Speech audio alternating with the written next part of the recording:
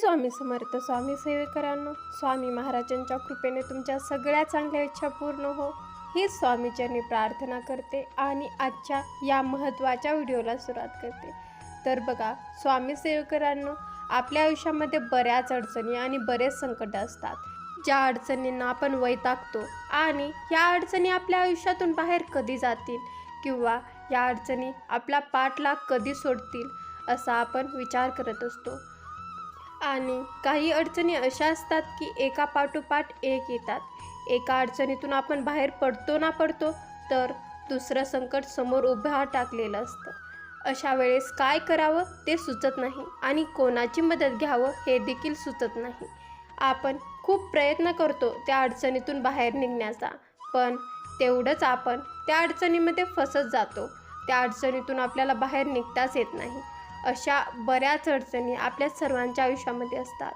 किंवा तुमचे मन हारले असेल, तुम्हाला आयुष्यातील अडचणीतून मार्गच मिळत नसेल, मन शांत होत नसेल, आयुष्यातील ह्या अडचणीवर मार्ग कसा काढावा हा तुम्ही विचार करत असाल, किंवा तुम्हाला वेगळीच भीती त्रास देत असेल, नाही होणाऱ्या गोष्टीचा सुद्धा तुम्ही विचार करत असाल, स्वप्नामध्ये वाईट गोष्टी घडत असतील किंवा वाईट स्वप्न पडत असतील. आपल्या आयुष्यातील अशा असंख्य अडचणीतून स्वामी महाराजांचे हे उपाय आपल्याला बाहेर काढू शकतात.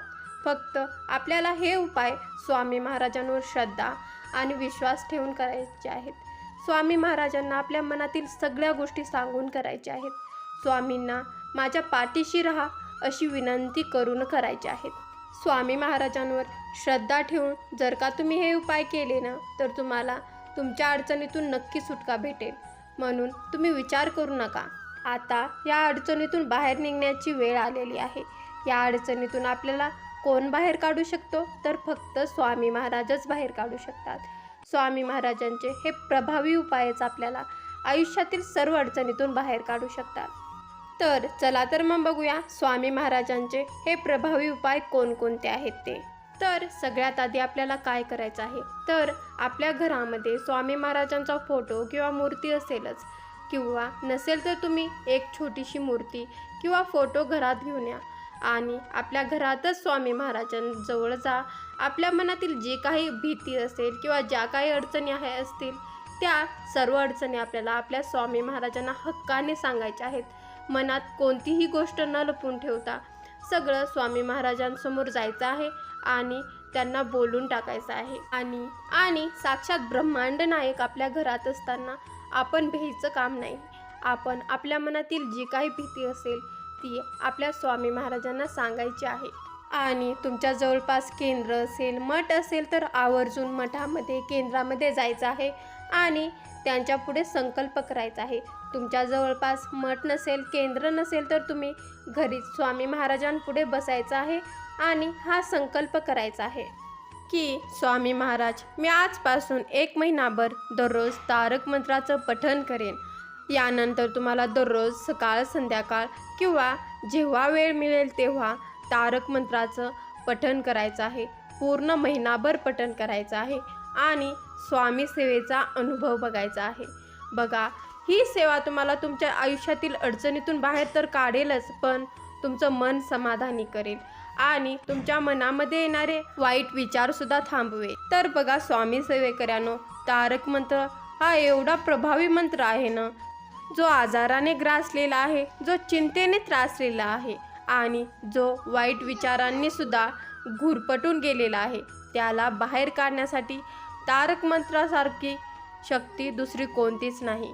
म्हणून आपल्याला दररोज 1 महिनाभर न चुकता 11 वेळा तारक मंत्राचं पठण करायचं आहे आणि आयुष्यातील अडचणीतून सुटका मिळवून घ्यायची आहे. व असा एकही स्वामी भक्त नसेल की ज्याने तारक मंत्र म्हटला नसेल आणि तारक मंत्राच्या लीलाचा अनुभव घेतला नसेल.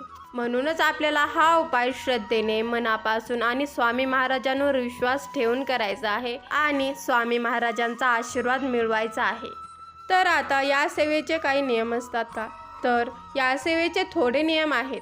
तारक मंत्र तुम्हाला स्वामी महाराजांसमोरच बसून करायचा आहे.